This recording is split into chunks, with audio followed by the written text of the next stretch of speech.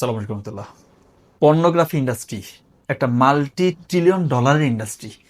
এটা আমি অসংখ্যবার আমার বিভিন্ন বক্তৃতায় আলোচনা করেছি যে পর্নোগ্রাফিতে যারা আসক্ত তাদের জীবনে সত্যিকার অর্থে এবার শান্তি উঠে যায়।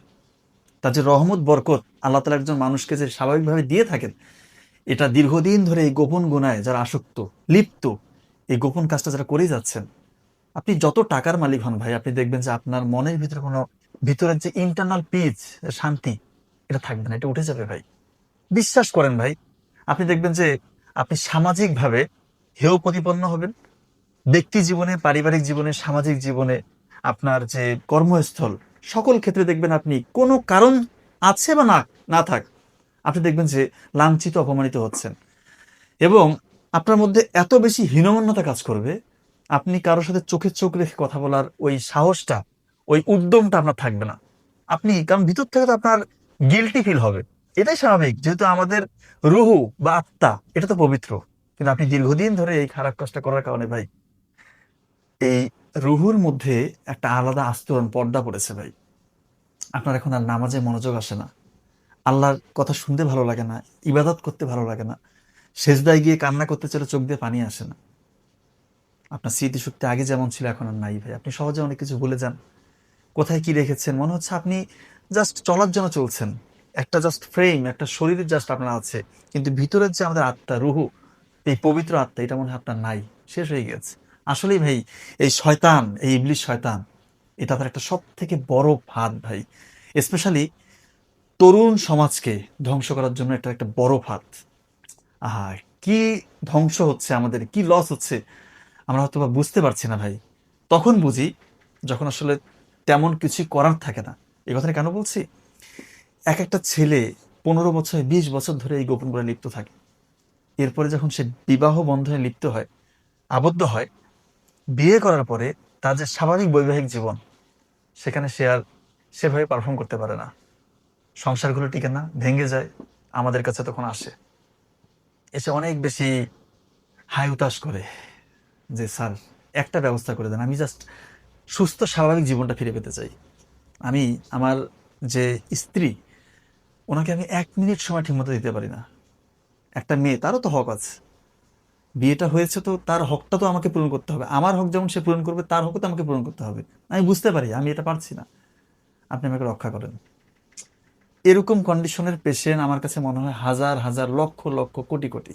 বিশ্বাস করেন ভাই, কেউ তো আসলে কারো এই গোপন কথাটা কারোর সামনে শেয়ার করতে পারে না। আমরা যেহেতু ফিজিশিয়ান, আমাদের কাছে এসে বলে, আমি কখনোই কোনো পেশেন্টের নাম বলবো না, কারো ছবি দিব না, কিন্তু আমরা জানি, আমার যে এক্সপেরিয়েন্স, এটা আমি বলবো যে আমার তো মনে হয় প্রতিটা পরিবারে অন্তত মানে একজন না একজন হয়তো বা এরকম ভুক্তভোগী আছি। তো এই জন্য আমি বলি যে ভাই, বিশ্বাস করেন, যদি সত্যিকার অর্থে একটা সুস্থ স্বাভাবিক জীবন ফিরে পেতে চান, আপনার গোপন গুণাটা ছেড়ে দেন। এই দীর্ঘদিন ধরে পর্নোগ্রাফিতে আসক্ত থেকে নিজেকে, নিজের উপর জুলুম করে, সর্বোচ্চ জুলুমটা করে ভাই এত বেশি ক্ষতিটা করেছেন। বলতেছে যে আমার কাছে মনে হয় যে এখন আমি আর মানুষ না, আমি অমানুষ, আমি পশু হয়ে গিয়েছি, আমি সুস্থভাবে কোনো কিছু চিন্তা করতে পারি না। আপনি চিন্তা করতে পারবেন, আমার পেশেন্ট আমাকে বলছে যে আমি আগে এত বেশি ভালো ছিলাম, নামাজ পড়তাম, এই গোপন গুণে লিপ্ত হওয়ার পর ছাড়া আমার নামাজ ভালো লাগে না, আমি কোনো মেয়ের দিকে স্বাভাবিকভাবে তাকাতে পারি না, খারাপ চিন্তাটা, সর্বোচ্চ খারাপ চিন্তাটা আমার মধ্যে চলে আসে। ইভেন আমার বোন, বাড়িতে যে আমার নিজের মায়ের পেটের বোন, তার দিকেও আমি এখন খারাপ দৃষ্টিতে, কুদৃষ্টিতে তাকাই। আল্লাহ মাফ করুক, আল্লাহ আমাদের সবাইকে হেফাজত করুক। বিশ্বাস করেন ভাই, এই গোপন গুণে লিপ্ত থাকেন না ভাই, প্রকৃত শান্তি পাবেন না। এই 5 মিনিট, 10 মিনিট, 20 মিনিটের এই সাময়িক মোহ, এই সাময়িক আনন্দের জন্য ভাই নিজের জীবনটা ধ্বংস করবেন না। বিশ্বাস করেন ভাই, আমি আপনাকে হাত জোর করে বলছি ভাই, এই গোপন গুণাটা ছেড়ে দেন, যত কষ্ট হোক, যত কষ্ট হোক ভাই, আপনি ছেড়ে দেন। আপনার নিজের ভালোর জন্য বলছি ভাই। হ্যাঁ, একটা কাজ করতে হবে আপনাকে, এটা থেকে যদি আপনি বের হতে চান, আপনাকে আল্লাহর সাহায্য লাগবে। আপনি তাহাজ্জুদের সালাতে দাঁড়িয়ে সেজদায় গিয়ে চোখের পানি ফেলেন, ডুকরে ডুকরে কাঁদেন। আমি জানি যে আপনার প্রথমের দিকে চোখের পানি আসবে না, নামাজে মনোযোগ আসবে না, কিন্তু আপনাকে কষ্ট করে হলেও দাঁড়িয়ে থাকতে হবে, সেজদায় গিয়ে কান্নাকাটি করতে হবে, আল্লাহর কাছে এটা বলতে হবে যে আল্লাহ, আমি সেজদারত অবস্থায় আছি, আল্লাহ আমি চেষ্টা করছি কান্না করার, কিন্তু আমার চোখ দিয়ে পানি নাই। আল্লাহ তুমি তো জানো, আল্লাহ তুমি আমার সৃষ্টিকর্তা, তুমি আমার সব কিছু জানো, আমি কতটা পাপি আল্লাহ তুমি তো আমার থেকেও বেশি ভালো জানো। আমি আল্লাহ নিজের থেকে তো এটা করি নাই, শয়তানের প্ররোচনায় আল্লাহ, ইবলিশ শয়তানের প্ররোচনায় আমি এটা করেছি আল্লাহ। তুমি আল্লাহ এটাও ভালো জানো যে যে কোনো সামরিক যুদ্ধের থেকে এটা একটা ভয়াবহ যুদ্ধ, একটা বড় যুদ্ধ, যে যুদ্ধে আল্লাহ আমি পারছি না, আমি নিরুপায় আল্লাহ, তোমার সাহায্য লাগবে আল্লাহ, তুমি আমাকে সাহায্য করো, আমি তো তোমারই বান্দা আল্লাহ, তুমি আমাকে সাহায্য করো আল্লাহ। আমি সিরাতুল মুস্তাকিম, সহি রাস্তায় আসতে চাই, আমি ফিরে আসতে চাই আল্লাহ, আমি একটা স্বাভাবিক জীবন চাই। এভাবে চাইতে হবে ভাই, মন থেকে চান, বিশ্বাস করেন ভাই আল্লাহ তাআলা আপনাকে অবশ্যই, আপনি যদি মন থেকে চান, নিজেকে সর্বোচ্চ সংযমের পরিচয় দেন, সংযত থাকতে পারেন, একটু চেষ্টা তো আপনাকে করতে হবে, আর আল্লাহর কাছে চাইতে হবে, দেখবেন যে ইনশাআল্লাহ একটা সময় আপনি অবশ্যই এই যে বিশাল বড় জাল, গোপন ফাঁদ শয়তানের, এটা ভেঙ্গে চুরে আপনি বের হয়ে আসতে পারবেন ইনশাআল্লাহ। একটা সুস্থ স্বাভাবিক জীবন, এটা যে কত শান্তিময় ভাই। প্রত্যেক মানুষের জীবনে বিপদ আপদ আসবে, কষ্ট থাকবে, এগুলোর মধ্যে থেকে আপনি একটা শান্তি থাকবে যখন আপনি গোপন গুণটা ছেড়ে দিতে পারবেন। গোপন গুণা থাকলে আপনি যে অবস্থাতেই থাকেন না কেন, যে হালতেই থাকেন, আপনার মনের ভিতরে ওই শান্তিটা আসবে না, ওই শান্তিটা আল্লাহ উঠাই নিবে ভাই। আপনার রিজিকে বরকত থাকবে না, আপনার স্বাস্থ্যে বরকত থাকবে না, আপনার কাজে বরকত থাকবে না, সময়ে বরকত থাকবে না, সব জায়গা থেকে আপনার বরকত উঠে যাবে। বিশ্বাস করেন ভাই, আপনারা যারা স্টুডেন্ট আছেন ভাই, পড়ালেখা করছেন, বড় কিছু করতে চাচ্ছেন, আমি বলবো যে আপনি এখন যে অবস্থায় আছেন, এই গোপন গুণে লিপ্ত থাকা অবস্থায় আপনার যে পারফরমেন্স, আপনি এটা ছেড়ে দিয়ে দেখেন, ছেড়ে দেন ভাই, সব কিছু ছেড়ে দিয়ে ঠিক মতো আল্লাহর কাছে সাহায্য হচ্ছে, আপনি পড়ালেখাটা ঠিক মতো করেন।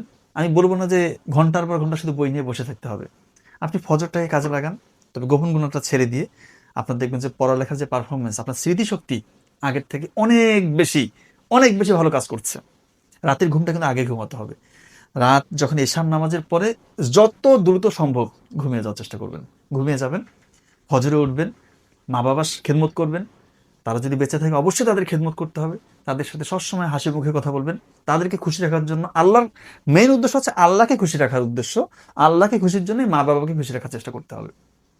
কারোর সাথে কোনো অনাচার করবেন না, অন্যায় করবেন না, কাউকে ঠকাবেন না, মনের ভিতর থেকে শুধু পবিত্র, আপনার মনটাকে পবিত্র রাখার চেষ্টা করবেন, কোনো গোপন গুণে লিপ্ত থাকবেন না। আপনার সামনে হয়তো অনেক বেশি সুযোগ আছে গোপন গুণা করার, এখন সবার হাতে অ্যান্ড্রয়েড ফোন, যে কেউ চাইলে যে কোনো কিছু দেখতে পারে, যে কেউ চাইলেই।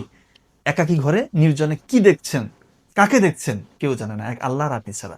তো এগুলো, এই সুযোগগুলো থাকা অবস্থায় আপনি যখন এগুলো ছেড়ে দিয়ে শুধু আল্লাহর ভয়ে, আপনি গোপন গুনাহ ছেড়ে দিয়ে, গোপন পাপ ছেড়ে দিয়ে গোপন ইবাদতে মগ্ন থাকবেন, এবং আপনি আপনার পরিশ্রমটা করে যাবেন, দেখবেন যে আপনার জীবন সফলতায় ভরপুর হবে। বিশ্বাস করেন ভাই, আপনি যে হালতে আছেন না কেন, আপনি হয়তোবা নিজেকে মনে করছেন যে আমি নিঃশেষ হয়ে গিয়েছি, ধ্বংস হয়ে গিয়েছি, আমার আর ফিরে আসার কোনো সুযোগ নাই, আমি বলছি আপনি ভুল। ইনশাআল্লাহ আল্লাহর সাহায্য নিয়ে, এবং কিছু ক্ষেত্রে চিকিৎসা লাগে, সে চিকিৎসাটা ইনশাআল্লাহ আমরা দিব। তবে আপনাকে বলবো যে আপনি অবশ্যই গোপন গোনাটা ছেড়ে দিবেন, একটা সুস্থ স্বাভাবিক জীবন যাপনের মধ্যে থাকেন, লাইফ স্টাইলটা একটু মেনটেন করেন, দেখবেন যে জীবনটা কত বরকতময় হয় ভাই। আমি আর কথা বাড়াবো না, আমার একটাই মেসেজ, গোপন গুণে লিপ্ত থাকলে জীবন থেকে বরকত উঠে যাবে। গোপন ইবাদত করতে থাকেন, মনটাকে পরিশুদ্ধ রাখেন, দেখবেন যে জীবন সফলতায় ভরপুর হবে। ধন্যবাদ সবাইকে, আসসালামু আলাইকুম।